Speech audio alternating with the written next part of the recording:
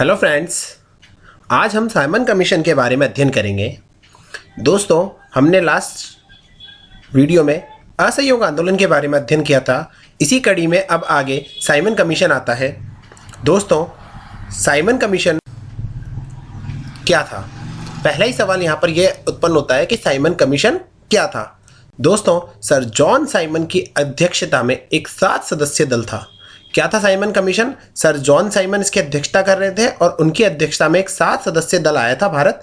वो क्या था? साइमन कमीशन, जिसके 7 सदस्य क्या थे दोस्तों? अंग्रेज थे। 7 सदस्य दल था और इसके 7 सदस्य अंग्रेज थे। और इसके 7 सदस्य जो अंग्रेज थे वो क्या थे? सांसद थे।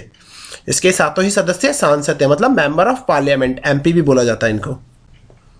इसके बाद दोस्तों, साइमन कमीशन भारत क्यों आया था? क्या था देख लिया, अब क्यों आया था ये देखेंगे।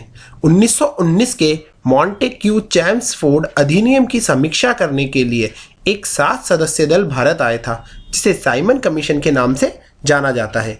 तो किस लिए आया था ये? 1919 के मॉन्टेक्यू चैम्सफोर्ड अधिनियम की समीक्षा करने के लिए। समीक्षा करने का मतलब जो हमने अधिनियम लागू किया है 10 साल बाद, उसमें क्या क्या सुधार हुए, क्या क्या सुधार नहीं हुए, इसकी जांच करने के लिए यह भारत आया था। विरोध क्यों हुआ? इसका विरोध इसलिए हुआ क्योंकि इसमें जो 7 सदस्य थे वो 7 के 7 ही क्या थे? अंग्रेज थे। एक भी भारतीय नहीं था, इसलिए इसका विरोध हुआ। जब वो सभी अंग्रेज हैं तो वो भारतीयों के बारे में क्या समीक्षा करेंगे, इसलिए इसका भारतीयों द्वारा विरोध हुआ। इसे गोरा आयोग भी कहा गया क्योंकि अंग्रेज गोरे होते थे, इसलिए इसको क्या कहा गया? गोरा आयोग, व्हाइट मैन कमीशन। उस समय भारत में 2 ही भारतीय सांसद थे, एक तो सपूरजी सक्तावाला और एक सत्येंद्र प्रसाद सिन्हा। ये भी आपको थोड़ा याद रखना है यहाँ पर। उस समय क्या थे? भारत में 2 ही सांसद थे भारतीय। सांसद तो और भी थे, लेकिन उनमें से जो भारतीय थे वो 2 ही थे, सपूरजी सक्तावाला और सत्येंद्र प्रसाद सिन्हा। इनको एसपी सिन्हा भी कहा जाता है। अब इसके बारे में विस्तार से देखते हैं। फरवरी 1928 को साइमन कमीशन भारत आया था। जैसा कि हमने देखा, बम्बई, मद्रास और दिल्ली में इसका भारी विरोध हुआ, जिसके कारण बिना जांच किए ही वापस लौट गया। दोस्तों, किस लिए आया था? मॉन्टेग्यू चैम्सफोर्ड अधिनियम की समीक्षा करने के लिए आया था। और कब आया था? फरवरी 1928 में। अब जब ये यहाँ आया तो 7 ही सदस्य अंग्रेज थे, इसलिए इसको भारतीयों ने क्या कहा? गोरा आयोग। और गोरा आयोग कहकर बंबई, मद्रास और दिल्ली में इसका क्या किया? भारी विरोध किया गया। तो जब भारी विरोध हुआ तो ये डर गए और बिना जांच किए ही वापस लौट। इसके बाद अक्टूबर 1928 में दोबारा भारत आया। कुछ समय बाद ही, 6-7 महीने बाद ही, अक्टूबर 1928 में उसी साल दोबारा भारत आता है। विरोध वापस हुआ। विरोध होने के बाद भी इसने अपना क्या किया दोस्तों? जांच कार्य को जारी रखा। लाहौर में लाला लाजपत राय ने साइमन गो बैक के नारे लगाए और विरोध किया। दोस्तों, लाला लाजपत राय के बारे में आप जानते हैं बखूबी। लाल, पाल, बाल 3 लोग थे। लाला लाजपत राय, बाल गंगाधर तिलक और विपिन चंद्र पाल, तीनों कांग्रेस के गरम दल के नेता थे। और इसमें से लाला लाजपत राय ने पंजाब के अंदर असहयोग आंदोलन को बहुत ही अच्छी तरह से फैलाया था, इसलिए इन्हें पंजाब का शेर, वो पंजाब केसरी भी कहा जाता था। दोस्तों, ये जो लाला लाजपत राय थे, इन्होंने इस साइमन कमीशन का बहुत ज़बरदस्त विरोध किया। इतना विरोध किया और इन्होंने साइमन गो बैक के नारे लगाए। तो दोस्तों, अंग्रेजों ने इनके ऊपर क्या किया? लाठीचार्ज कर दिया। और जिस अंग्रेज अधिकारी ने इस पर लाठी का आदेश दिया था वो कौन था? स्कॉट। उस अंग्रेज अधिकारी का नाम था दोस्तों स्कॉट। आपको याद रखना है ये। घायल अवस्था में उन्होंने कहा था कि मेरी छाती पर पड़ी एक एक लाठी ब्रिटिश साम्राज्य पर एक एक कील सिद्ध होगी। ये कथन पूछा जा सकता है दोस्तों, इस कथन को याद रखिएगा कि मेरी छाती पर पड़ी एक एक लाठी ब्रिटिश साम्राज्य पर एक एक कील सिद्ध होगी। फलस्वरूप क्या हुआ दोस्तों? ज्यादा घायल होने से इनकी मृत्यु हो जाती है। लाला लाजपत राय की मृत्यु के बाद दोस्तों, इनका बदला भगत सिंह, राजगुरु और सुखदेव ने लिया। दोस्तों, भगत सिंह, राजगुरु और सुखदेव एक प्लान बनाते हैं और उस प्लान के तहत यह उस अंग्रेज अधिकारी की हत्या करना चाहते हैं, स्कॉट की। लेकिन उस दिन दोस्तों गोली का निशाना चूक जाता है और स्कॉट वहां पर बच जाएगा और वो गोली सैंडर्स को जाकर लगेगी और वहां पर सैंडर्स की मृत्यु हो जाएगी। दोस्तों, इसे ही लाहौर षड्यंत्र केस कहा जाता है।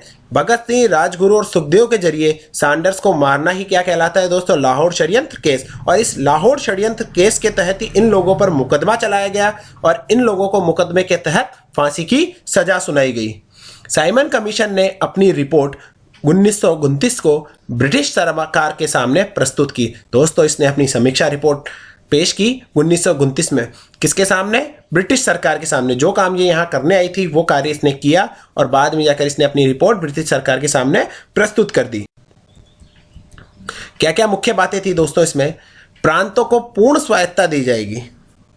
जो प्रांत थे उनको क्या की जाएगी? पूर्ण स्वायत्तता दी जाएगी।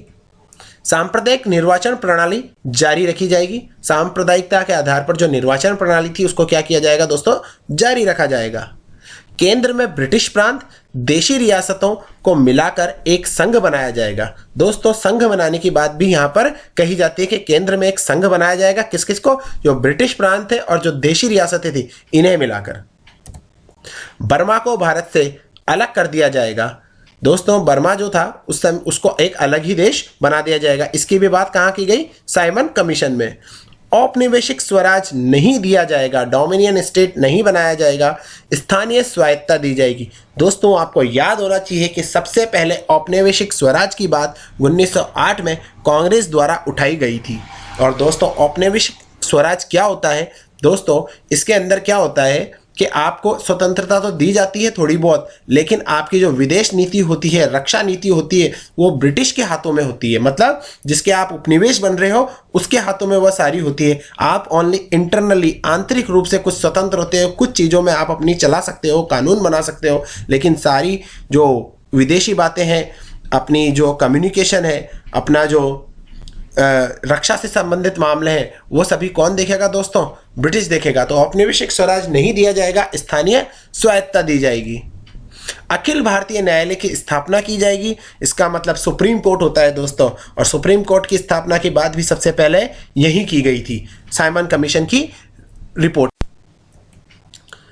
तो यहां पर यह रिपोर्ट 1935 के एक्ट का आधार बनी। जैसा कि आप सब लोग जानते हैं कि 1935 का एक्ट हमारे संविधान का क्या बना था दोस्तों? आधार बना था। और 1935 के एक्ट का आधार साइमन कमीशन की रिपोर्ट बनी। तो कहीं ना कहीं ये एक हमारे संवैधानिक विकास से भी जुड़ी हुई बातें हैं, जो हम जब भारत का संवैधानिक विकास पढ़ेंगे तो उसमें ये सब चीज़ें एक बार और विस्तार पूर्वक देखेंगे।